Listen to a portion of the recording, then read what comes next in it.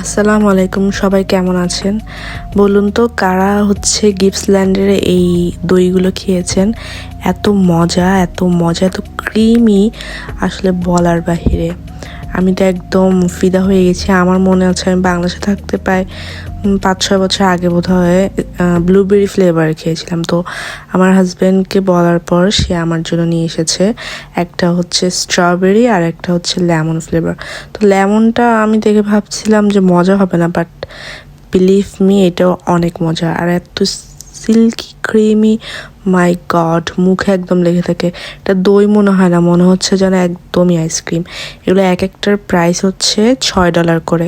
আমার মনে হয় অনেক চিপ।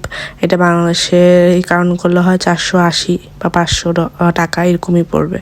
তো আমার কাছে তো অনেক মজা লাগে। আপনাদের কার কার কাছে মজা লাগে এবং কে কে টেস্ট করেছেন এটা জানাতে ভুলবেন না।